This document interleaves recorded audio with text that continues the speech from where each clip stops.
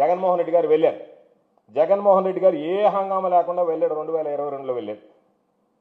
వెళ్తే ఆయన ఏమి తెచ్చాడు అనేటువంటిది కూడా చెప్తాం. దాదాపుగా ఈ రాష్ట్రానికి ఆయన వచ్చిన తర్వాత 1,26,000 కోట్ల రూపాయల పెట్టుబడులు వచ్చాయి.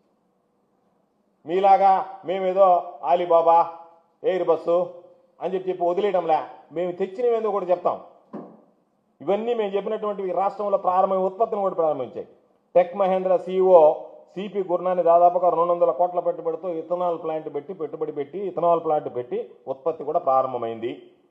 ఆదాని గ్రూప్ 60,000 కోట్లతో గ్రీన్ ఎనర్జీ ప్లాంట్ ఏర్పాటు చేసి భూములు కూడా కేటాయించాం. ఆ పనులు సర్వేగంగా జరుగుతున్నాయి. 37,000 కోట్లతో గ్రీన్ కో ఒప్పందం చేసుకుని ఓరకల్లో భూములు కేటాయించాం.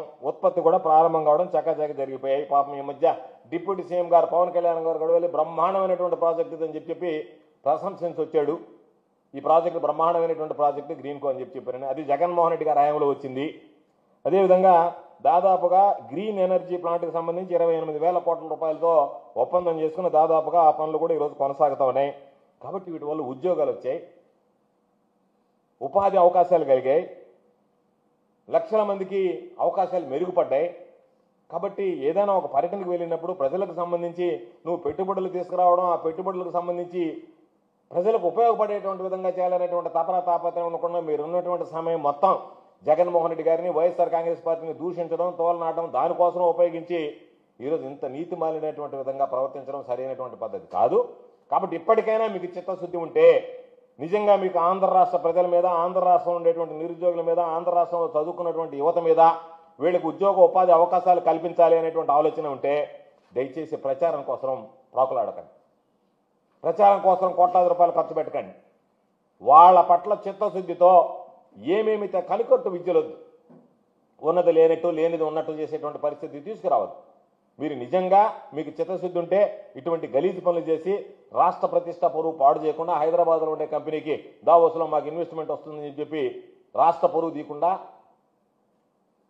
దయచేసి చిత్తశుద్ధితో ప్రయత్నిస్తే మంచిది తప్ప అక్కడికి కూడా వెళ్ళి ఇక్కడ రోజు తిడుతున్నారు, రోజు మా మీద పత్రికలు రాస్తూ ఉన్నాయి, ఉన్ని లేని అన్నయ్య అని అన్నీ రాస్తూ ఉన్నాయి, సంబంధం లేనటువంటి వార్తలన్నీ రాస్తున్నాయి. మీకు ఏది ఇష్టం అనుకుంటే ఇది ఈ రోజు రాయండి అంటే రాసేస్తున్నారు. అది వాస్తవం అవాస్తవం అనేటువంటిది చూసుకోకుండా.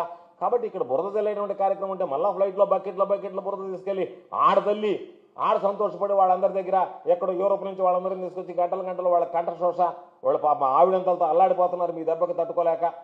కాబట్టి దయచేసి ఇటువంటివి లేకుండా ఇప్పటికైనా చిత్తశుద్ధితో మీరు దావోస్ వెళ్ళారు కాబట్టి అక్కడ ఏదన్నా ఈ రాష్ట్రానికి ఉపయోగపడేటువంటి పెట్టుబడులు, పరిశ్రమలు వస్తే దాని మీద దృష్టి పెట్టండి, దాని మీద చిత్తశుద్ధిగా పనిచేయండి. 2014-2019 మధ్య మీరు చేసినటువంటి దావోస్ పర్యటనలో రాష్ట్రానికి వరగబెట్టింది శూన్యం. కాబట్టి మరలా ప్రజల డబ్బుని మీరు మీ విలాసాలకి ఖర్చు పెట్టుకోకుండా, మీ ప్రచారానికి వాడుకోకుండా దయచేసి ఇప్పటికైనా చిత్తశుద్ధితో దావోస్ పర్యటన విజయవంతంగా పూర్తి చేసుకుని మీరు రాష్ట్రానికి పెట్టుబడులు, పరిశ్రమలు తీసుకొచ్చి యువతకు ఉద్యోగ ఉపాధి అవకాశాలు కల్పిస్తారని మేము ఆశిస్తున్నాం. దానికి భిన్నంగా మీరు ప్రవర్తిస్తే భగవంతుడు కూడా మిమ్మల్ని క్షమించడం అనేటువంటి విషయాన్ని మీరు గుర్తుపెట్టుకుంటే మంచిదని మీకు హితవు చెప్తున్నాం. సార్, మీరు చెప్పిన టెక్ మహేంద్ర కానీ అదానీ కానీ ఇద్దరు ఇండియాలో ఉండేవాళ్ళు, వాళ్ళు ఇండియాలో కలవచ్చు కదా, అక్కడ దావోస్ కాదు నీకు అందుకనే పాప నీకు కొంచెం సబ్జెక్ట్ తక్కువ నీకు. ఇవన్నీ కంపెనీస్ అన్ని సంబంధించినటువంటి దాంట్లో ఇక్కడ ఆంధ్రాలో ఉండరోళ్ళు, ఇండియాలో ఉండరోళ్ళు, బయట NRIs ఉంటారు. అర్థమైందా? ఎవడు ఎక్కడ ఉంటాడు కదా, ఆ కంపెనీ ఇక్కడ ఉంటుంది. అందుకని చెప్పి వీళ్ళు ఇక్కడ ఆదాని అనేటువంటి వాడికి మొన్న మీరే రాస్తే ఆయన అమెరికాలో చేసాడు, అది చేసాడు అని చెప్పారు. అందుకని చెప్పి వాళ్ళు ఎక్కడ దీని అవసరం ఉంటుందో అక్కడికి పోయి మారుస్తారు తప్ప ఇప్పుడు దావోస్ అందరూ వెళ్తారు పరిశ్రమ కాదు. రియల్ ఎస్టేట్ పోయి గల్ఫ్ పరిశ్రమ పెట్టాలంటే ఆడ బెటరు ఈ గలీజ్ పనులు అంటే. ఇప్పుడేంది గల్ఫ్లు రియల్ ఎస్టేట్. ఇప్పుడు నేను ఇక్కడ నెల్లూరులో బిల్డింగ్ కట్టడానికి నెల్లూరులో కడతానా బిల్డింగ్, నేను మన ఢిల్లీకి పోయి నెల్లూరులో బిల్డింగ్ కడతానని చెప్తానా? కాబట్టి వీళ్ళు మల్టీనేషనల్ కంపెనీస్ని ఎస్టాబ్లిష్ చేసినటువంటి వాడు ఇండియా వాడైనా ఎగ్జిబిషన్స్కి వెళ్ళినప్పుడు అక్కడ ఏముంది అనేటువంటిది చూసి అక్కడ వాళ్ళ అవసరాలు, అక్కడ ఉన్నటువంటి పరిస్థితిని బట్టి అక్కడ వాళ్ళు మాట్లాడతారు. వాళ్ళకి ఇచ్చేటువంటి ఏమి ఇస్తారు, ఎటువంటి బెనిఫిట్స్ ఇస్తారు అనేటువంటి దాని మీద మాట్లాడతారు. ఈ గల్ఫ్ కోర్టులు దీనికి సంబంధించినటువంటి స్థలం కేటాయించడం వీటి కోసం కాదు. ఆంధ్రాలో మేము గల్ఫ్ కోర్స్ పెడతాం. 5 సంవత్సరాల కాలంలో ఒక్కసారి దావోస్కి వెళ్ళారు ముఖ్యమంత్రి గారు. అవసరం నేనే చెప్పా, ఎందుకని వెళ్ళలేకపోయారు? నేనే చెప్పా ఒకసారి వెళ్ళాడు, చూశాడు, ఎంతవరకు తీసుకురావాలో అంతవరకు తీసాడు. అందుకే నేను చెప్పా మీరు 5 సార్లు ఫ్లైట్లు వేసుకొని ప్రజల డబ్బు తీసుకుని విలాసం ఖర్చు పెట్టడం కాదు. ఎన్నిసార్లు వెళ్ళామనేటువంటిది కాదు అవసరం, ఎంత తీసుకురాగలిగాం, ఎంత పెట్టుబడులు సఫలీకృతమయ్యాయి, మెటీరియలైజ్ అయ్యేది అనేది ఇంపార్టెంట్.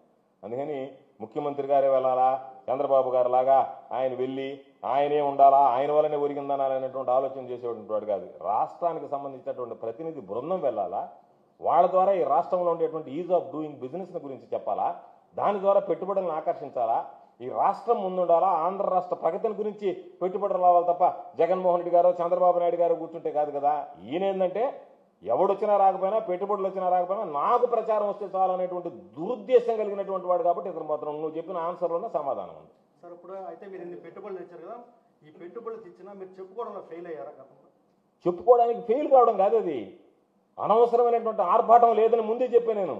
మేము ఎప్పుడు ఆర్భాటాలకు దూరంగా ఉన్నాం.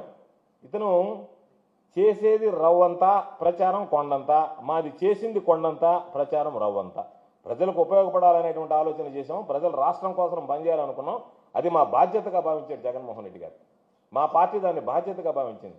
అంతే తప్ప ఈ డప్పు కొట్టుకుంటా మామూలుగా ఎన్డీటీఓ వాళ్ళకి ₹1 కోటి, ఇంకొక సిఎన్బిసి ఛానల్కి ఎంత డబ్బులు ఇచ్చి వాళ్ళందరినీ తోటే తీసుకెళ్లి విమానంలో వాళ్ళందరికీ ఖర్చులు పెట్టి వాళ్ళందరి దగ్గర రోజు వాళ్ళు ప్రమోట్ చేయడానికి అనేటువంటి ఆలోచన చేసి ఏముంది, ప్రజల సొత్తు చంద్రబాబు జల్సా చేయడమే.